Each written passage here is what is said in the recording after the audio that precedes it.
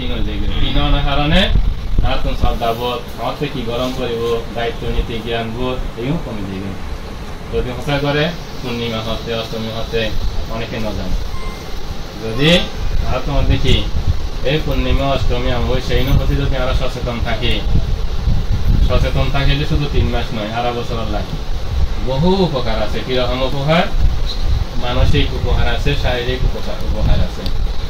উপসদ জীবনযাপন করতে হয়ে অষ্টঙ্গ প্রশস্তি গ্রহণ করা শুধু বসবাসের সময় গ্রহণ করব না, যে কোনো সময় যদি অনেক কামজন কিংবা নজন সমস্যা নাই, অনেক কর্মজীবনে যদি এরকম করে অনুচরিলে শারীরিক মানসিক বহুত উপকার আছে। উপসদ রাখি তো কথা দীর্ঘিত করছি না। এখানে প্রদান করেছেন এবং আপনাদের সুন্দর আয়োজন জ্ঞাতি মিত্র সকলে উপস্থিত হয়েছেন। আমরা অত্যন্ত আনন্দিত। এই পরিবারের সদস্যবৃন্দ, কন্যা সন্তানের সন্ততি, পুত্রবধূ, নাতি নাতনিগণ সকলে যে শ্রদ্ধা চেতনা রয়েছে, দান চেতনা রয়েছে, শীল চেতনা রয়েছে, ভাবনা চেতনা রয়েছে, এটাকে যেন আরো বেশি উর্বর করা যায়। কৃতজ্ঞ মনোচেতনার মধ্য দিয়ে আমাদের পারিবারিক জীবন যেন আরো সুন্দর হয় এবং আমরা আজকে অত্যন্ত কৃতজ্ঞ